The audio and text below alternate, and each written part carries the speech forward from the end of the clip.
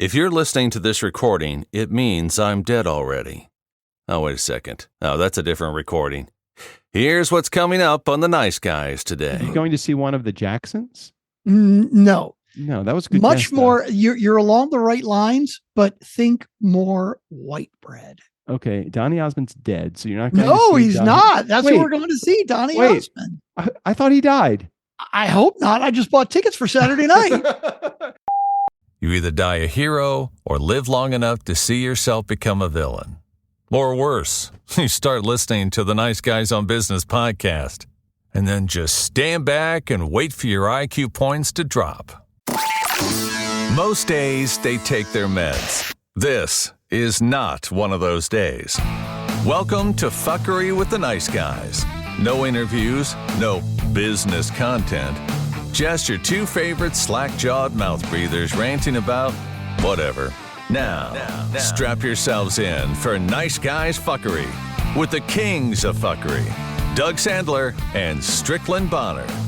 I have our next business idea. Oh, yeah? Yeah, I do. I'm going to run this by you first. I'm not just going to take it and just run with it. I feel like I need a partner in this business because I'm going to need a lot of hand-holding.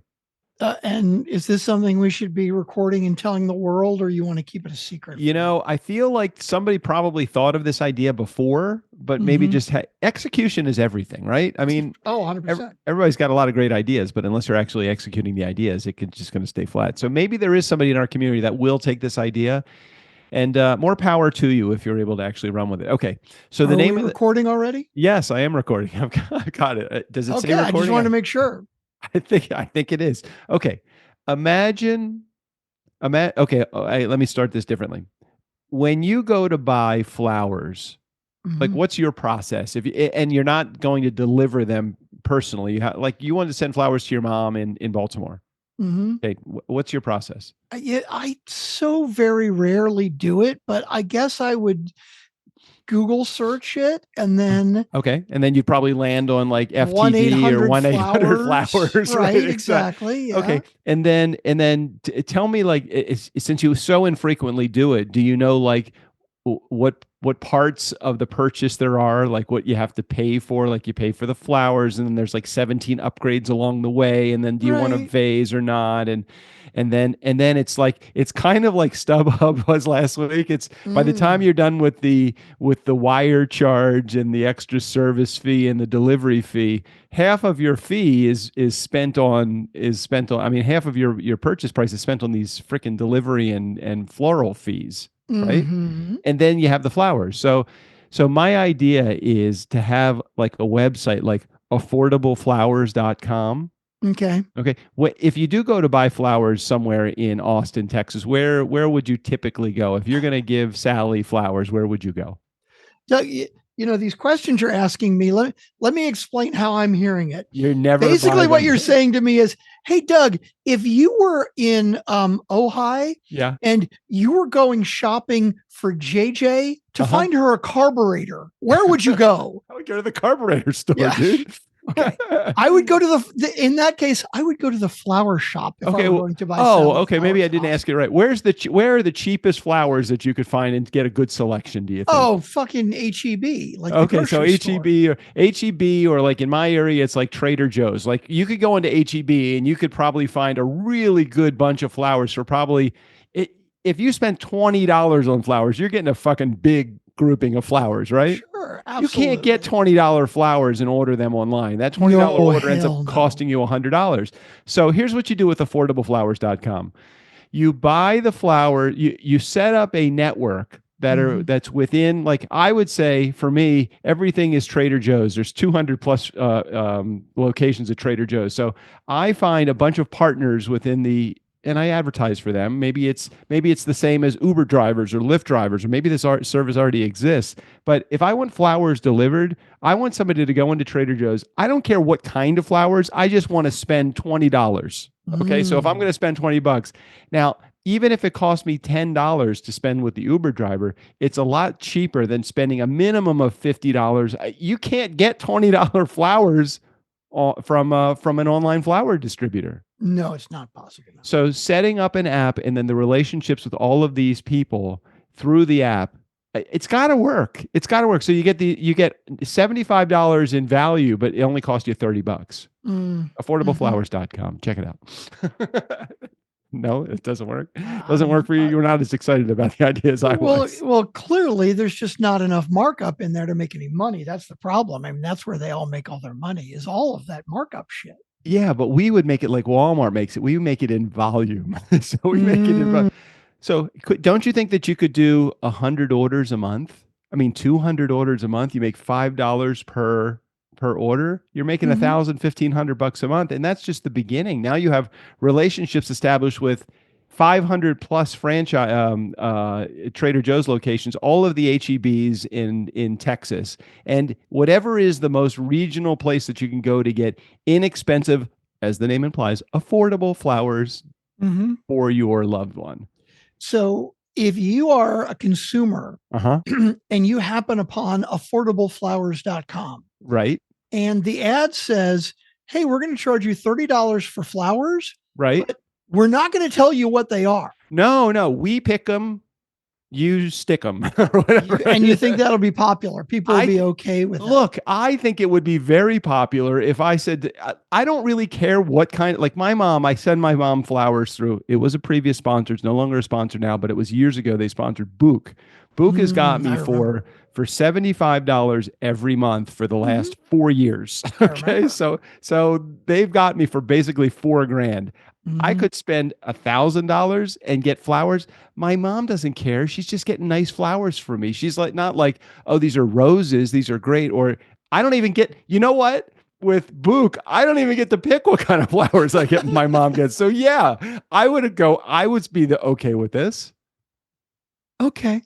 You should dive in and do it, Doug. I think. You're not excited. I really need a systems guy to help me create the back end of this. You don't want. You're out. I'm not excited. Okay. Not excited. What would okay. So I had, the reason I got started on this whole thing is, Cliff Nonnenmacher. He is the guy that owns, Phrenosity, Franchisocity. So Phrenosity. He's a sponsor. He was on the show. He's sponsored for a month. So be careful what you say. Okay. Just so you know, I just have no idea what any of those words that you just said mean. So it's okay. Cliff Nonnenmacher is the founder of a company called Phrenosity. Okay. He is the broker that is the go-between between you and a franchisor. Those are the people that own the franchises. Okay. Okay. So basically you call Cliff and you say, Cliff, here's what I want to do. I live in this area. I want to know what's popular. I want you to introduce me to some franchisors that have franchises that are willing to sell. I want a successful, proven track record. Like what kind of business I wouldn't want to go into the food business as an example. It's too much maintenance. Too many, you have inventory, you have all this shit. I want to go into the service business. I want to go into like anything excite you in the service business? What does that have to do with Cliff? I'm very confused. Cliff now. is I don't know Cliff where is you're the going broker. with all of Cliff this. is a broker. He is right. I get it, but yeah. So why? You're more all over the place than normal. Cliff is a broker, but you're specifically telling me you want a business idea, but not food service because it sounds complicated. So what does that have to do? Food service have to do with Cliff? Nothing. And so you want to create a new business that doesn't exist, or you want to jump into a franchise business? No, we should probably do a franchise. In which case we could use Cliff's help to negotiate. See what? So you're clear about this. You're 100% clear, even though I'm all over the place.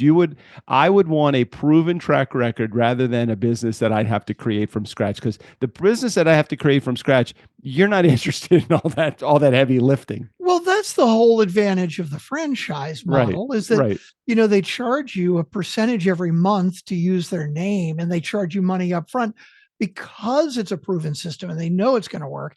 And historically, they are very much more successful than businesses that people start by themselves, but there's a higher startup cost. So I'm curious with Cliff, and I guess we could just go listen to the episode and hear the answer to this. But let's say that I want to open a McDonald's franchise. Do I call Cliff to help me negotiate? Or is it that I say, hey, Cliff, here's my area, and I want a franchise, but I need suggestions on what the best one would be for me to purchase. Okay, so it's the second part. It's not he's not involved with McDonald's, but he's involved in service-based businesses, non-food businesses. He loves those because he's like, hey, look, it's got a proven track record. It's what did he say? It's a van and a man. Basically, you don't have all this overhead. And the other cool thing about my conversation with him, we were talking all about it, and he was emphasizing the fact that that it's the proven track record, it's low overhead, and it's the businesses. It's not the exciting, sexy businesses. The things that I forget what he used as his terminology, but it's kind of like, anything related to seniors as our population gets older is really great. And it wasn't just, I'm going to open up a senior care center. It was like, hey, outfitting a van with the ramp to help to get the wheelchair into the van. Like, that was a little sexier to me than, I said, I don't want to be around old people. That's just not what I want to do. But he was just talking about all of the different opportunities that are out there. And it got me excited about, this would be a good area to divert. Strick, I'm just a business guy. I'm always thinking business. I think you're just tired. You're just like, Doug, I'm tired. Yeah, my brain has been working hard most of the day. I was just taking 10 minutes before we started, and I'm like, what the hell are we going to talk about? And so I was looking up, the news headlines, and the world is on fire, but it's just not worth talking about, so it doesn't matter. Oh, no, definitely not. Well, with a certain amount of relief, I will tell you that Donald Trump was not named the next pope. That's really good. Was there actually some consideration in there? I mean, tell me that he didn't even suggest that. Please tell me that. No, but okay, good. He did. Well, it's funny because you saw the image that our text thread with Tim and Jared, right? That was like Donald Trump as the Pope, right? Right. Apparently, that was posted on the official White House Twitter feed, and apparently somebody asked Trump about this, and he was like, I don't know. Somebody made the image up. I don't know where it came from. And then they pointed out to him, it was on your official Twitter feed, sir. And then you know what his answer to that was? Well, Catholics, they can't take a joke. They just can't take a joke. I was joking. Like, what the actual fuck? Are you kidding me? Let's talk about something really important. You almost pulled the trigger on a smoker. And what happened? Where did it break down? I think it broke down at fucking tariffs. Now, I can't guarantee that. Okay. Shit. Is that really is that why the price was so much higher for what you were looking at? I don't know. I don't know either. I'm going to pull it up right now because the whole thing with Gorilla Grills, by the way, they are not a sponsor, but maybe they should be. Maybe I could get, you know what? Okay. Do it. Okay. Now it's all on. Now we're on. Now I'm worked up and I'm ready to go now. Okay, here we go. I saw something change in his eyes. Something just changed. Strickland got it all. Well, I'm getting the idea that I might get a discount or I might get a good price on this grill. If somebody knows someone at Gorilla Grills, I mean, you purchase from them, maybe you should just send them the episode. So Doug bought a Gorilla Grill. And by the way, it's GRILLA, GRILLS, GorillaGrills.com. And do you remember the model that I was looking at also? Yeah. And you see, that's one of the cute things with Gorilla Grills is they are named after like types of gorillas because you bought the Silverback grill, which is your smoker grill, right? Right. Silverback. Exactly. Yeah. Right. Okay. Now, and they also have a small version that's called the Chimp Tailgater. Right. That's good. Yeah. Yeah. What's the big one called? The one that's got the it's like it's many Mammoth okay, vertical pellet smoker. Okay. All right. Yeah. The pellet. Okay. But now here's where the weirdness comes in, right? Okay. So Doug bought one and you bought the Silverback wood pellet grill Alpha Connect. And I started looking at it. And if I remember correctly, when I first looked it up, when we were talking about it a couple of months ago, the receipt base price was $850, $895 or something. Right. Right. But it was on sale for like $550. Right. And I'm like, I see grills or smokers, not just like a regular grill, a smoker at Best Buy, not Best Buy, like Home Depot. And even little ones, they start at like $1,100-$1,200. And I'm like, that fucking seems like a lot, right? It's a lot. Well, this Gorilla Grill, it looks really fucking well made. Mm-hmm. And it was on sale for $550. And, I thought that might be kind of cool. That's reasonably priced. And all of the extras. So it's got the whole digital, right. It's got the probe and it's got an app so you can tell how warm it is. And no matter where you are, you could turn it up or down if you're out, and you can see the internal temperature. Hey, it's not getting quite cooked enough, fast enough, and you could turn it up a little, or the opposite, down a little. Right. And it's not like an old school. It does use pellets, but it's not like you got to check on it all the time. No like check. if it's getting too hot, you hit a button on the app and it fucking changes it automatically. Yep. Fucking amazing. All that is good. Cool shit. So it was funny. The what got me thinking that I might want one. I think the day after we talked about it, I'm like, damn, barbecue sounds good. And there's some very good barbecue places around here. So I went to Jimmy Vega's barbecue place here in Georgetown, Texas. And so I got food for me and Sally and Amanda and like a little bit extra to have for leftovers, right? But like the three of us, it was like $85. And I'm otherwise known in California as $120. Okay. And I'm like, shit. And it wasn't like I sat down and ate and tipped. I mean, this was like takeout, fucking $85 for like 2 pounds of meat and some sides and shit. Right. Yep. So I'm like, well, shit, I could smoke it myself. And then I started thinking about Thanksgiving. I'm like, fucking smoked turkey, like smoke a turkey for Thanksgiving. How good would that be? So anyway, so I was thinking about it and I'm like, I'm not ready yet.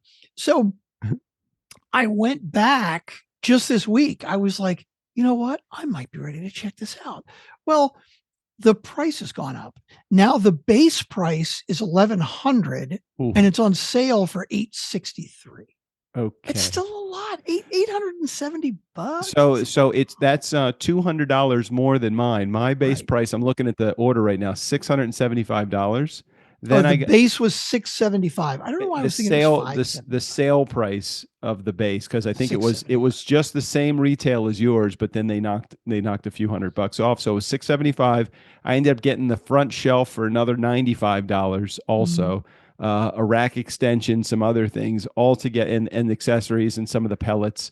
The whole thing came to $942. That was with all the accessories that I wanted. So $950 basically.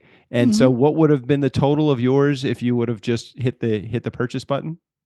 Well, right now it's on sale for $863. But you need the front shelf. So that's another $95. Why do you need the front shelf? You really do. You can't, because it's not just like you're going to go there, you're going to put everything on and you're just going to flip it and then take it in. What you need to do is you wrap the stuff, and unless you want to wrap it and take it inside to wrap it, and you're going to use the cover for the pellets as one area to hold stuff, and you really need another area. That front shelf is really important. It's just a little like 6-inch by the width of the smoker. You need that, and it doesn't come with it. Let's not complicate it. So make sure we're comparing apples to apples. It was it was on sale previously at $650. $650, is that what you paid? Let me take a look again. Hold on. It's $675. Okay, so now it's like $870, so it's like $200 more. Uh-huh. But what's interesting is they've come out with, apparently this design that you bought first came out in 2021. Right.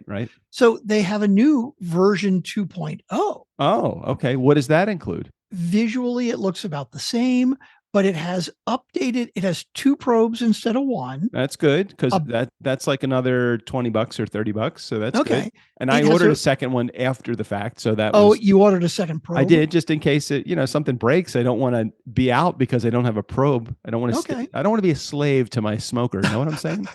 Well, and also this one has a larger wood pellet hopper. Instead of 20 pounds, 33 pounds. Oh, well, that's good too. I like to know that. Mine holds 20 pounds. Just holds 20 pounds. And if you're smoking for a good 10 hours, if you have a good pork butt that you're putting on there, you're going to have to fill it again so it doesn't run out.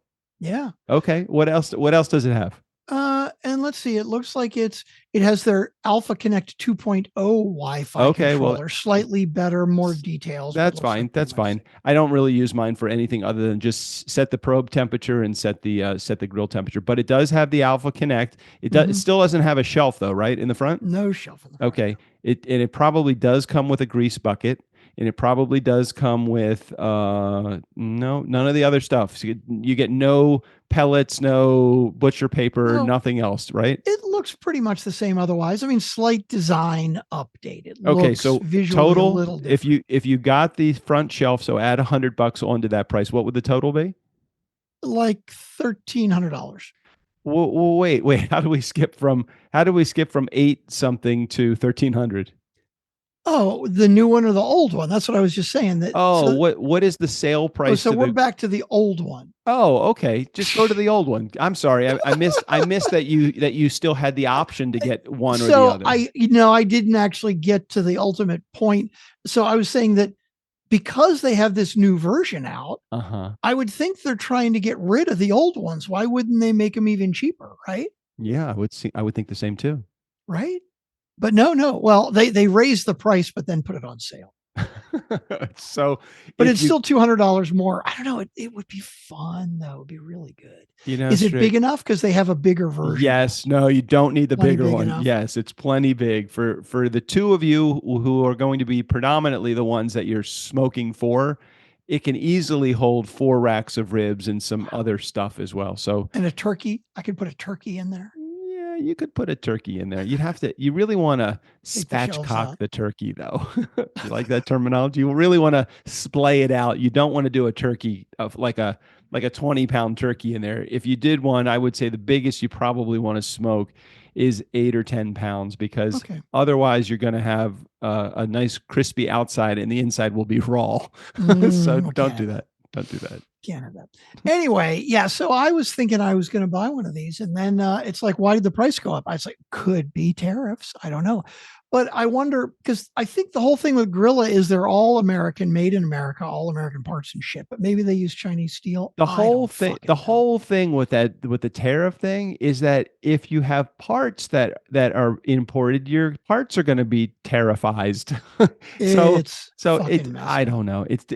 I mean, how many things are? Let's talk about taking a step back from the global economy. You can't build something without having some part of it. Even the made in America Chevy, Ford, GMC trucks, parts are still coming from overseas to get into those trucks. Engines and powertrain and anything that is steel is probably not coming from the U.S. because them Chinesers, they know what they're doing. Them Chinesers. They know what they're doing. Those Chinese, they are motherfucking good when it comes to steel. We don't want to be messing with them. No, not at all. Not at all. Okay. Anyhow. Anyway, I don't know how we got off on that tangent. I think, personally, here's what I think. We're talking a difference of probably $200 or $250. Yeah. I would do it anyway, Strick. You are going to be so happy. Yeah. You really would be happy. Unless, of course, you're the kind of guy, which I don't think you are, that gets really excited about something, gets it, and then uses it for 10 minutes and then moves on. Yeah, it depends what it is. I was just thinking about what was the Temu, right? When you introduced me to Temu. Well, yeah. And I placed one Temu order, then a whole bunch of shit. Yeah. I did get I got a drone. Right. Right. But it was like $24 or something, right? Right. Like even the Temu price was $24, but like, I don't think I have ever used it. I thought it would be fun to play with. Yeah. But Temu is like, there's no commitment to it. It's just are you addicted to Amazon? Well, I am addicted to Amazon, but yeah. Yeah. No, but this one, I'm with you. I do feel like I would really use it because how convenient is your wherever you would be smoking or grilling to where you would be eating or your kitchen? How close is it? Super convenient. I would literally walk out of my back door and it goes right to my kitchen. Yeah. The part that I really love about having the smoker is that oftentimes we will be eating. You know how our backyard is set up. Our dining room and most of our living room is actually outside. So we're doing a lot of eating outside on the table, and it's so great to be able to just go right from the smoker to the to the dining room table that's right there. I say do it. I'm not spending your money or anything, but I would be spending your money on this. We'll see. Let's see how the finances go this month. And, well, so Nice Guy Community. So I hit Strickland up for an idea earlier in the week. I said, hey, do you want to go on Airbnb? Yeah, right. Like if I'm going to put the money into that Airbnb, I got no fucking money left for a griller. So I had a conversation with and I'm not going to throw anybody under the bus. So anybody that's listening to this, I'm not giving away any names or anything. I may not even share the location of this, but it was a very affordable home in a 80% occupancy zone for this particular house. Now, what does that actually mean? 80% occupancy? Well, Airbnb typically somewhere around 40 to 50% is typical occupancy. So if you have your house available 30 days of the month, 15 of those days, this will be rented. In this case, 80% of the time, this Airbnb is rented out, which means it is a money maker. Okay. It makes many, many, many thousands, not hundreds of thousands of dollars, but thousands of dollars a year. So in addition to the Airbnb net, so in addition to the Airbnb being profitable, it also is a property and it is appreciating in value. So when I talked to the owner, who is a close friend, I ended up saying to her, I said, I am not letting you sell this property to me. You can't sell this property. There in some way, shape, or way, she is moving. So she's moving to another state, and she got a little concerned about being the long distance owner of an Airbnb and all of that. And I said, you can't sell this property. You can't. Please don't sell this property. And I'm hoping that I convinced her not to sell it. Like, why would anybody sell the property? Well, what does she actually have to do with it locally right now? Like, does she do her own maintenance? Do they clean it herself? Like you just hire? Nope. She's just somebody that really likes to get her hands into the project. So she's concerned about the maintenance of the project. And she's also concerned because she's moving to this other area, which is across the country. She's concerned that she's just not going to be able to maintain the same level of service that she maintained before. And, her husband's getting relocated and there's a whole bunch of, stuff that's going on that side of it. But I'm like, no, you can't sell this property. I said, if you need somebody to coach you through keeping the property, I will be happy to do that. And if you need somebody to go in on this property, I have no idea how I would do that. That would make sense for you. But if you want me to, I would partner in this property with you, meaning her, the owner of the property. The jury is still out, but I can't imagine. Like, could you imagine having an Airbnb? Okay, so next door to you, you have a house. The house is vacant. You can afford it. You qualify for the mortgage. The mortgage is taken care of because the Airbnb occupancy pays for it. Would you have any hesitation buying that property if you qualified? Well, honestly, yeah, I might. Only because, you think about businesses that seem like recession proof, as they say, right? Like, let's talk about Washington Talent Agency. Okay. All right. Now, Washington Talent still does a great business model because they provide bands and DJs, photographers, videographers for bar and bat mitzvahs and weddings, right? Yep. So not only are you providing services for things that are going to continue, right? That the people are going to keep getting married. People are going to keep having bar and bat mitzvahs. They also book very far ahead, a year to 2, sometimes 3 years ahead.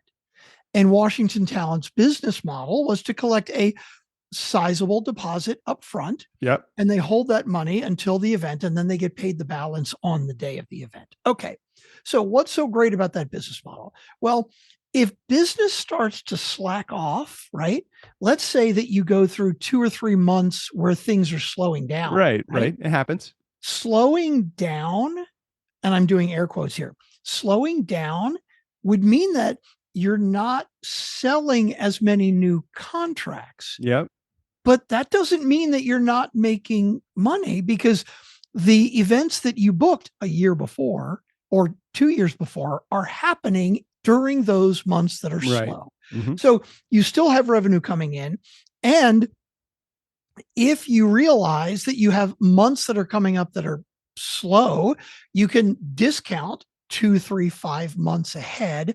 The bottom line is, if things are getting bad. It's not like, oh my God, we had 2 bad months, we're done, we're dead, right? It's like you see the trends coming and you know exactly what money you'll be making in a given month, because the income for next month, what the contracts are. They're locked up, they're ready to go. And then what happens? COVID hits. Like, who would have ever expected that every wedding and every fucking bar mitzvah and every private party would be canceled like that? Yeah, that like, was bad. How can you predict for that? Okay, so that was a long drawn out story to basically say, right now it's 80%.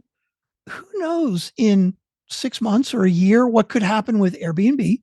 Like, they could change the laws. It's true. So you can't do Airbnb, or that location, something may happen in that city and people may decide they don't want to go and be touristy there anymore. All right. So let's take it this way. Two counterpoints to that. Number one, it's real estate. So real estate traditionally has always appreciated in value, which it has in this case. The second thing is, it doesn't have to be an Airbnb. It could be a long-term rental. Now, you're going to get slightly less. If you look at the aggregate, you're going to get slightly less than you would if you booked it out, because short-term you get a little bit more per day than you would if you're renting it out. So that property might rent for $2,500 a month. And it may Airbnb for $3,500 a month after all is said and done. But you still do have real estate, which traditionally is a positive.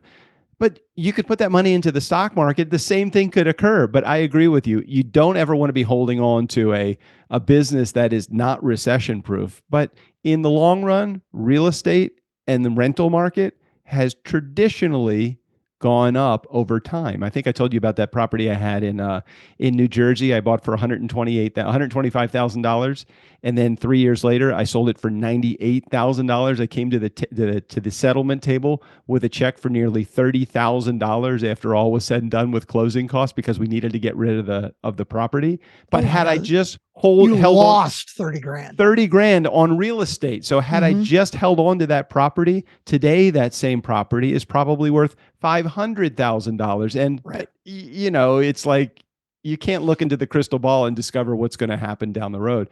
It's a safer bet with real estate than it is in pretty much any other vehicle. So no, agreed. And that's, that would be the thing, depending on what the going rent rate would be, right? I remember when Robert wanted to get into real estate investment, and he had me, when I was working for him, I was researching properties in our area, right? Suburbs of DC, Rockville, Silver Spring, Gaithersburg area. And we couldn't find any properties that, if we were to buy it, that the regular rent would cover more than the mortgage. Like, it would be like a really thin margin, 1 or 2%, which that's not close. You've got to work into it if the roof needs to be replaced or the fucking hot water heater and all that shit. So you can't work on that kind of slim margins. So technically real estate's great, but then we ended up looking at Vegas and the margins were tons better. We could get houses cheaper, but the rent was high enough that it was a better margin. So yes, as a backup plan, if you said to me, well, the same Airbnb property, if we did it as a regular rental, would still more than cover, that's definitely, that helps. Yeah. So I'm waiting to hear back from her. I'm very curious if she's going to be able to powwow with her husband and decide that they're going to keep the property. I hope that they keep the property. She's so passionate about it. She loves doing it too. It seems silly to me that if geography is the only issue, like, if they lived next door and did all their own cleaning and whatever, I get that, right? But if she really has nothing to do with it right now, who cares if you're 100 miles or 1,000 miles? Well, away? She likes the hands-on part a lot. The positive thing is her dad actually moved 5 minutes from her, so that her dad actually lives just around the corner from the from the Airbnb, which is another plus. She has neighbors that she's befriended that would all pitch in and help. She's already kind of planted those seeds. I just think she's worried about, what happens if, and that catastrophizing any potential situation that comes up, it could be difficult. I wouldn't want to buy right now a house in Baltimore. You know, I it's like it's too far away. But if you said to me, "Hey, Doug, there's a property that's a rental that's on sale, that's coming on sale in Georgetown or in Austin. I'm right here. Would you be open to? You want to partner with me?" I'd have no problem with that because it's close to you and I trust you. But I think there's a lot of that's going on. Anybody in our community own a Airbnb? I'm very curious. Our Airbnb is getting rented out like twice a month right now. It's been getting rented out. Love that. I do love that. I do love that. Speaking of this rentals, has been Real Estate Investing with Doug and Strickland. And by the way, welcome back. Welcome back. My name is Strickland Bomber. Nice. On the other side of the microphone is Mr. Doug Sandler. It only took you 35 minutes to get there, and it was completely off of my radar. So hey, but I remembered, and Jared right now is going, fuck, you remembered. So I had 2 Mustang rentals this week. And they couldn't have been more opposite. I had one on Saturday that was in Santa Barbara, California. It was at a $5 million cliffside property overlooking the Pacific Ocean. The entire hang on, $5 million in Santa Barbara overlooking the ocean. Is that like a little studio apartment for $5 million? I mean, fucking yeah. It was up a little high. It was up. It wasn't right on the beach. It was cliffside. It was not beachside. Okay. But from the master bedroom, because the owner just said, "Hey, take a walk around." He was a super nice guy. He's probably in his 70s. The owner said, "Just take a look around, see the view, check it out before the entire party gets here." So nice. I'm walking through the house and I'm looking from the master bedroom. You're looking out of the floor to ceiling windows, and all you see is ocean. That's ridiculous. It's crazy. Wow, that's crazy. It was crazy. It was very crazy. So in that particular party, and I'll explain the differences between that one and the one that I did on Tuesday. On that party, the entire bridal party, and there had to be, I don't know, 15, 20 people in the bridal party. There was many more guys than there were girls. So it was a huge bridal party. Is this like his son or daughter, or it was his nephew and their family and the rest of the family. So this guy married. So it's for photos. They rented it for photos. Well, they did they did the ceremony on the driveway, which is not a driveway. You know, it's huge. This huge thing behind these big gates. And then they did the reception in their backyard under a tent. And the backyard from the house to the edge of the cliff is about 25 feet. So they did a long, narrow tent. And inside the house was 125 people on their dance floor. They put a dance floor in the, it was great. It was great. So we're getting to, and it was an early party. It was a 5:30 to 9:30. It's a residential area. So they had to kind of keep the noise the volume down a little. So around 9 o'clock, the entire bridal party. So I forgot to share. In between on the corner of the house, the edge of the house to the, let's call it the south, there's north-south, the south part, the last 25 feet was a pool. So between the edge of the house and the pool, there was no distance because the edge of the house leads to the pool, which is all windows. Then the pool is about 15 feet wide, and then you have another 10 feet till you get to the edge of the cliff. The cliff. Right, exactly. The entire bridal party jumps full clothing, jumps into the pool. No. Everybody was there. Nobody could believe that the entire bridal party went into the pool. And it was kind of crazy. It was I was a little scared because all I knew was at the tail end of them leaving, which was about 20 minutes later, the bride and groom who jumped into the pool also were going to have to get into my Mustang. And I'm like, they're not fucking getting on my Mustang soaking wet. So we're going to have to figure out something. So we figured out something. But at the same time, it was a really fun party. Okay, so you're saying that they rented the Mustang just so the bride and groom could drive off in it? Correct. Well, but earlier you got to stay for the whole reception? So earlier in the day at 3 p.m., they were going to do photos, but they ended up, what happens at every bridal party with this schedule? Oh, it fucking gets backed up every goddamn time. So they missed, their family was coming at 4. They were supposed to meet me at 3. So I pull up at 2:30 and I'm waiting for them. And because I wanted to be a little early in case they were ready early. No fucking way. 3 o'clock, I'm like, hey, just want to let you know, we have an hour to take the photos based upon your schedule. And the event planner, she was very nice, but she was not running that event, not at all. So she wasn't helping the bride understand the urgency needed. Right. So 3:30, I'm like, hey, we have 30 minutes. 5:04, I'm like, hey guys, I don't care if you take photos when the guests arrive, but you're not going to want to be outside in your bridal gown and so they didn't do any photos before the party. Nice. But they paid you for the whole rental for pictures ahead of time, the whole reception, and driving off. Yeah. So I was hanging out there. JJ met me. We went someplace low. She picked me up. I left the Mustang at the house and we went to have dinner, and then she dropped me off afterwards. And then that was about an hour and a half before the end of the party, which was when all the shenanigans were beginning. Nice. And then the bride and groom, they dried off, they changed into their getaway outfits as opposed to their bride and groom outfits. And I drove them to they took a few photos before they left. I dropped them off at the hotel, which was about 5 minutes away. That was the end of it. So that was, other than standing around and waiting, it was the easiest money that I made this week. Gotta love that. Except for Tuesday, which was the second rental. This couple, completely the opposite. They were eloping and they were going to the Santa Barbara courthouse to elope. So I said, oh, do you have your wedding party that's meeting you? Nope, just the two of us.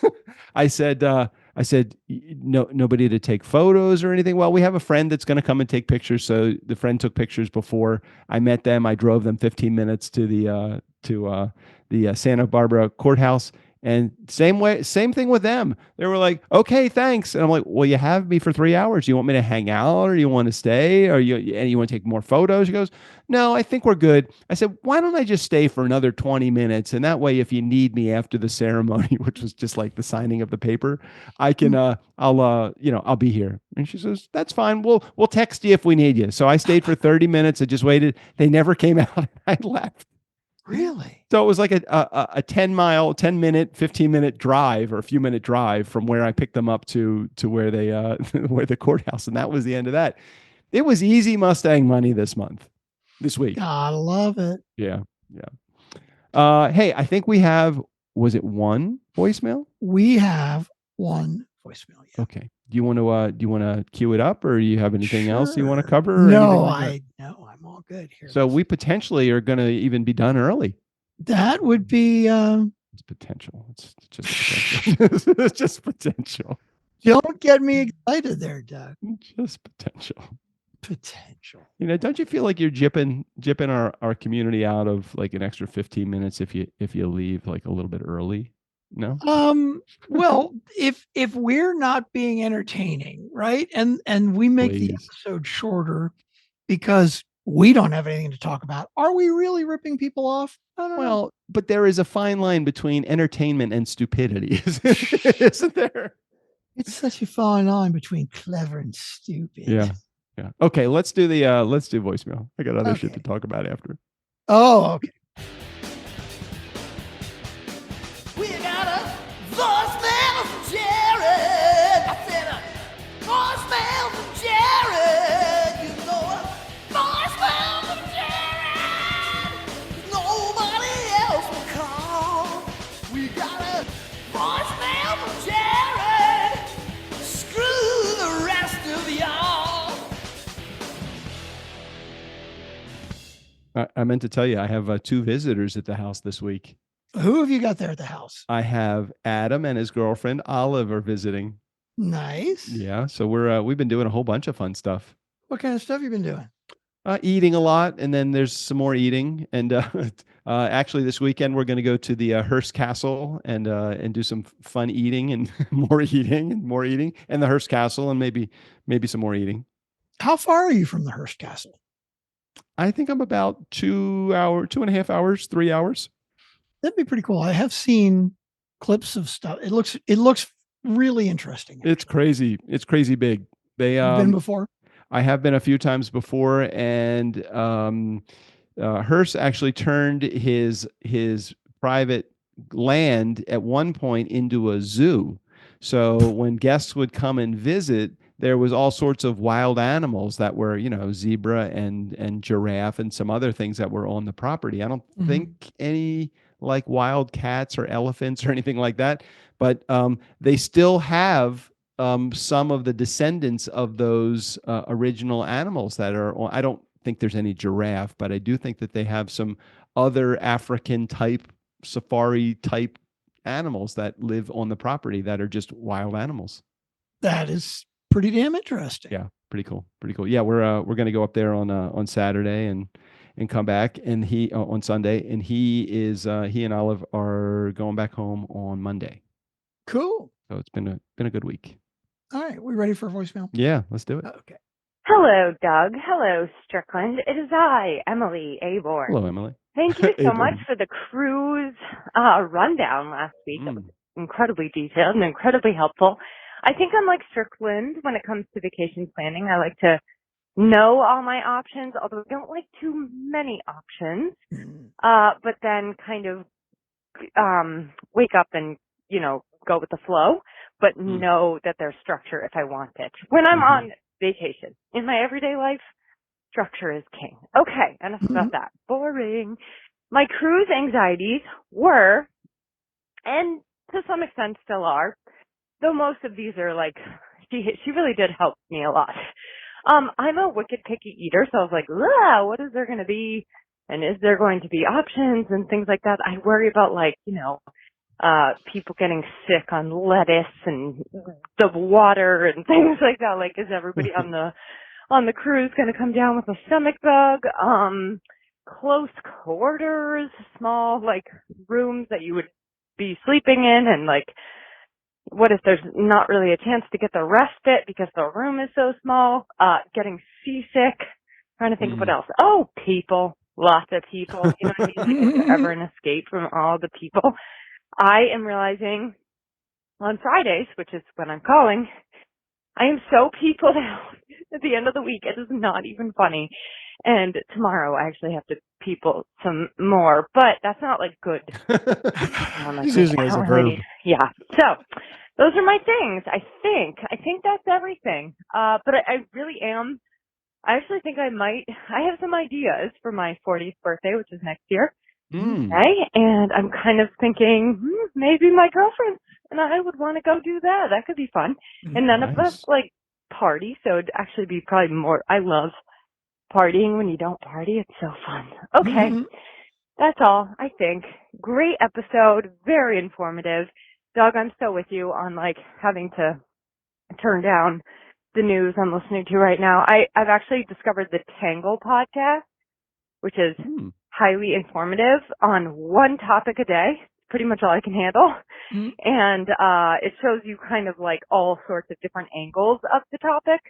And I'm really liking it. So that might be one to check out. I don't pay for it, but it's well worth it for the free, what they give you in the free content. So Tangle is the name of the podcast. It's by Isaac Stahl.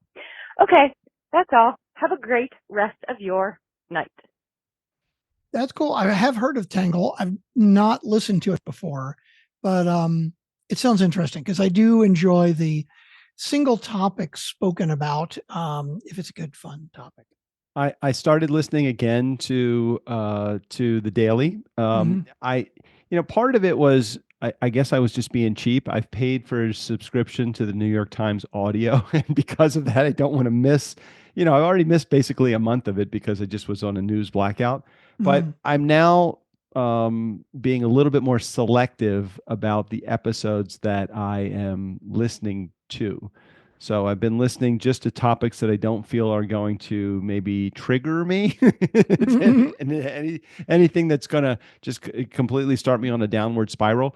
I took a small leap back into my portfolio. I have about $5,000 in Robinhood. Oh yeah, we started the accounts together. Have you checked your Robinhood account recently? Yeah, it's hanging out but it's not down 50% or anything like that, is it? No, I think I'm just down 3% for the year overall on my entire account. I don't know. I'm totally close to even. Yeah, I think. Yeah. Same. Overall, I'm up. but for the year, or since the beginning of the year, I'm down like 3 point something%. So anyway, so I took a brief jump back in. I haven't yet looked at the entire portfolio. I'm a little bit afraid to do that. But then again, the volatility of my Robinhood account is much greater than the other stuff. So there's a possibility that I could go and be very pleasantly surprised by looking at the rest of my portfolio. I don't know. I'm just not ready to jump back in. What else I wanted to ask you? I wanted to ask you about Gangs of London. Have you tuned in at all to any of that yet? No, I've been busy. I really have not watched much of anything. Really, I've been a wet blanket recently. You're not doing anything, Strickland. Where was the fun, Strickland, this week? Where were you? I've been busy. I'm actually going to Vegas this weekend. I'm leaving. Actually, you know what I'm doing this weekend? I thought I mentioned this to you before. I don't know. Tell me. I am going to Vegas Saturday, but then Sunday, I am driving to Utah to do something that I think may surprise you Monday and Tuesday. Hold on. Are you going hiking, Strickland? I am going to Zion National Park. No shit. Adam and I, my son and I, have talked about Zion. That would be a great place to go. I'm very curious. What two things? What motivated you? And secondly, what part of Zion are you going to? Because it's such a big park. 2 days probably is not enough time. You know how those national parks like to take a lot of space and all, right? Yeah, they do. They take a lot of space. Tell me about what motivated you. Let's start there. Well, it's near. I've got friends that live in St. George, Utah, which is about 2 hours from Vegas, and Zion is about 45 minutes from them, so it's close by, and it's pretty cool. It looks really nice, and like it would be fun, and it's the right time of the year. It's not huge hot yet, and it is monstrous. Yeah.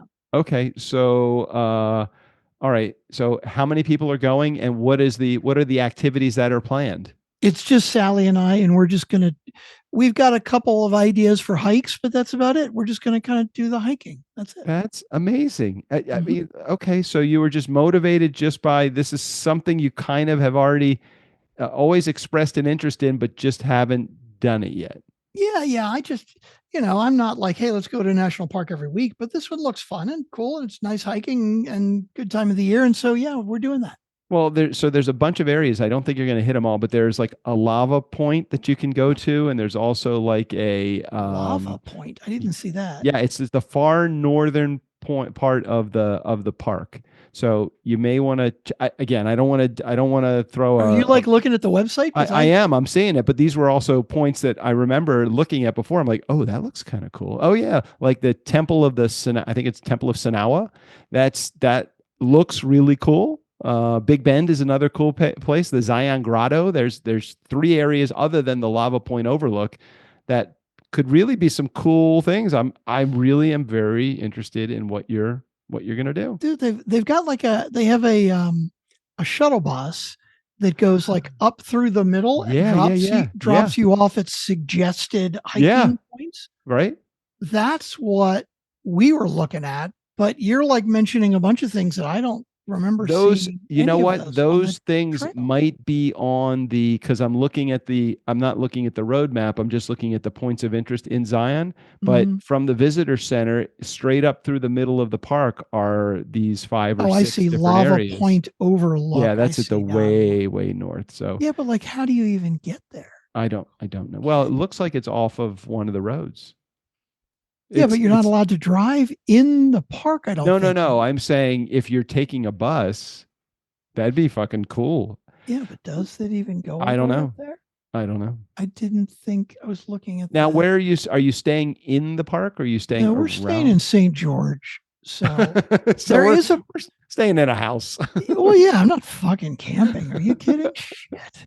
You think I'm crazy? No. What did you do when you and Adam did your 4 or 5 days of national parks? Did you camp or did you stay in hotels? It was 10, and we stayed at Glacier. We stayed. Oh, it was all hotels or campgrounds. I mean, like the campgrounds were the cabins at Glacier National Park on the property, which was super, super cool. Yellowstone, at Glacier, we could have also stayed at this bigger like hotel that they had, but it was I'm not a very good planner, so by the time I was ready to book the hotels, they had already sold out, which is why we stayed in those cabins.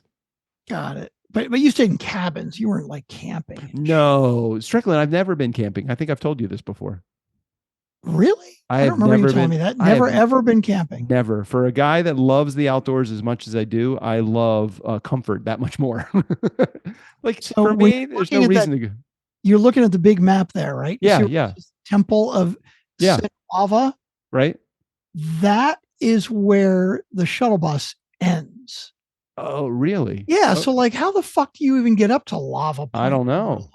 That's really interesting. I'm very curious. It's very curious. How would you get up there? I don't know. No. And then there's the Kolob Canyon Visitors Center. Like, that's the other end of the park. Well, maybe, I don't know. I don't know. Maybe we got to, like, all of the stuff that I saw is like the southern part of the park along the shuttle trail, but there is a whole nother visitor center up on the north end. Are you doing things like, are you wearing hiking shoes or boots, or are you going to wear like sneakers when you go into the park? I got hiking boots that I'm borrowing from Sally. Wait a minute, you guys are the same size? We are. We have the same shoes. Really? That's fascinating. It's she either has big feet or you have very small feet. Yeah, she's got pretty big feet. Yeah. I mean, she is 6 feet tall. So. God, did you not realize that, Strick? You know, Strick, I did not. Whenever I see you in photos, she's looks much shorter than you. Oh, you probably just haven't noticed. I mean, she's slightly shorter than me, but not very much, not noticeably. Okay, all right. Well, that's going to be an adventure for you. You have to be excited about that. And I would say that if it was two buddies like you and me going, there'd be no way you'd be going. It's the fact that it's Sally that you're going. I know it. Yeah, absolutely. That's the things that we do for the ones that we love in our lives. Exactly. No, that's good. Okay. All right. What else do we have to talk about? Are we wrapping up here? I'm also, I just like hours ago booked tickets for this Vegas trip. Guess who I'm going to go see? Okay. When are you going? That's this Saturday night. Okay. It is in 2 days. I'm going to go see, let's see. How can I give you a clue? Hold on a second. Let me understand this. Are you doing the concert the same time? Did you say that you're going to Zion also this weekend too? Well, I'm going to Zion Monday and Tuesday. Monday and Tuesday in Zion. And you're going Saturday night will be in Vegas. We're flying into Vegas Saturday morning and going to a show Saturday night. Well, I'm thinking one of a couple things. One, it could be at the Sphere, which I've never gone into. So it could be at the Sphere. If that's the case, you're seeing Celine Dion or the Grateful Dead. Well, no, it's really funny you say that. The Dead are actually playing the Sphere Saturday night, but that's not who I'm going to see. Okay. I'm not a big jam band fan. And you're not going to see Celine Dion, did I? No, not Celine Dion. Damn, I would see Celine. Now, this is an artist here. I'll give you some clues. This is an artist who actually had hits in the 70s. What? You're not seeing James Taylor, are you? No, nope. Fleetwood Mac? Nope. Bob Dylan? No. Neil Young? Crosby, Stills, Nash? Let's put it this way. They are. This is probably going to give it away to you. Okay, I'm ready. When he had hits in the 70s, it was with a family group. His family group. You going to see one of the Jacksons? No, that was good. Much more. You're along the right lines, but think more white bread. Okay, Donny Osmond's dead, so you're not going to see he's Donny. Not. That's who we're going to see, Donny Osmond. I thought he died. I hope not. I just bought tickets for Saturday night. You're going to see Donny. Wait a minute. Which Osmond died? I don't know. You better Google that. There's like 5 Osmond brothers. Which Osmond died? There is a dead Osmond. I swear I thought it was Donny Osmond. Maybe it's Marie. Did Marie die? Wayne.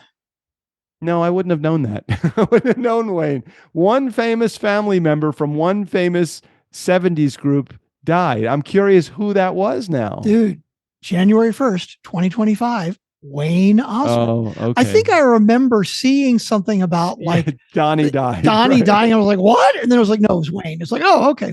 All right. So what does Donny Osmond sing now? Does he sing all the Osmond stuff? Does he have rights to that? Or does he have like this new, or is he singing cover for like a Journey or something like that? I'll let you know in 2 days because I have no idea. Where are you seeing Donny Osmond sing? He is performing at Harrah's in Las Vegas. He has a residency there. He does. I don't mean to like bring up maybe some sore information that we talked about last week, but I'm really curious. Where did you buy the tickets? You know, it's really funny. that you say that, because I typically will go when I'm planning something for Vegas. If I Right. want to see who's performing, I will go to Vegas.com, right, just to see what's there, right? Because they sell discount tickets, right, but it also will show you like every show that's in town. So it's just convenient. I typically don't buy tickets from there, but I went there and they did have tickets. yeah, And, they say they're for sale, right? right. Get them cheaper.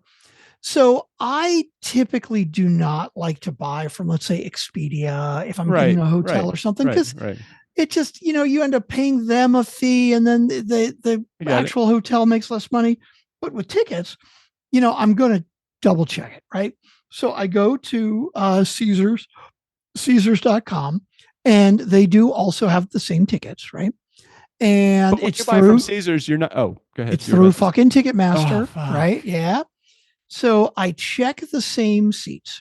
Now, the seats at Ticketmaster are $118 each, like the ones I want to get, which it's like, first couple of rows, right? Nice. They're really good seats, $118, right? So, but it's Ticketmaster, right? So I go and I walk through all of the bullshit, right? Right. And the tickets end up being $155 each with the fees and the taxes and the bullshit, right? $40, 35 in fees. Right. Yeah. So I go back to Vegas.com, and it does say that they're $105, right? So it's about $10-12 less. So, it's every little bit helps, right? But on Vegas.com, taxes and fees are like $14 each. Yeah. So basically, I ended up getting tickets for, instead of $155 or $65 each, I ended up getting them for like total all in taxes and fees and shit. There was like, what did I pay? 125 each or something. Hang on, I'm just curious, when you buy a ticket for Donny Osmond, do you have to pay a resort fee also when you do that? That's all the bullshit that but there is no dentistry markup for the Osmond, because I know they got very white teeth, and there is no markup, like you have to tithe to like the Jesus Christ Latter-day Saints or anything like that. I'm going to let him pay all of that shit. That might have been the Ticketmaster fee, but not here. Yeah, I ended up paying $250 total. Oh, that's nice. For a pair of tickets. So so 105, and then it was basically $125 each, all in, as opposed to 155 all in. And you said you are third row? Yeah. It's on the side, but it's like the third row. It's pretty cool. That's good. That really is good. I'm excited for you. Look, when we saw Michael McDonald, we were sitting pretty close too. Those were great. Doobie Brothers. That was a great show. Oh, did we see Doobies or did we see Michael McDonald? We saw the Doobies with Michael McDonald plus the original guy too. Yeah. That was good. Yeah. I'd almost, I hate to say this, I'd almost sacrifice who I'm seeing for the placement. I get this. Like we saw last night, we saw some live music in a place called the Ojai Pub. It sits about, if I'm guessing round numbers, I'm going to say 20. Yeah. 20 people. And there was 6 of us there. And we saw a really good bluegrass singer-songwriter. He was fucking great. Now, is he Donny Osmond caliber? Did you get the show? No. But you know what? For $100 all in, including meals and drink, all of that, it was a good 15-minute show. I just got out of there. And I was home before 8 o'clock. I got to let Winter in and get to bed before 9. It was the best thing ever.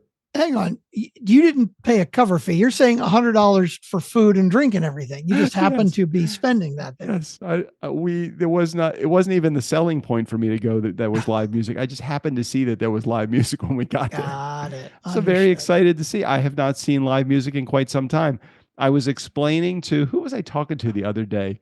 I was explaining to someone, who was it? But that somebody knew you, so I don't remember who it was. But one of the things that they said, she brought up her go-to song on karaoke, and I said, "Oh, here's my go-to songs." And of course, I said "Devil Went Down to Georgia" and "Rapper's Delight." And I said, "But Strickland's great. You could go to karaoke with Strickland, put him up on the stage, just pick the song for him, and it's something called, I think it was called Kamikaze Karaoke. Is that right? Yeah, something like that. Yeah, where somebody else picks a song for you, doesn't tell you what it is, and you just got to go up and sing it. Yeah. How do you do that? I'd be totally down with that. Yeah, I know you would be.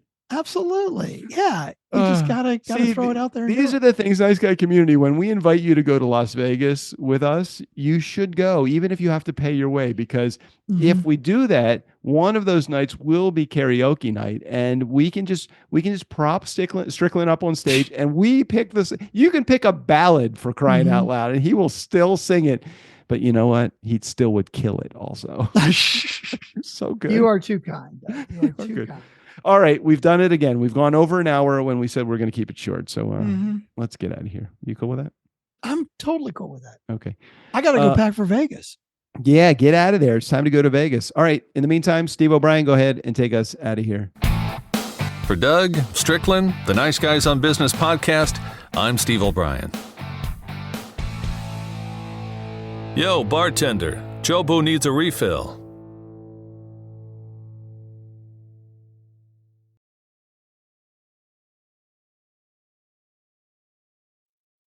You know, if I die, you guys are going to feel like crap.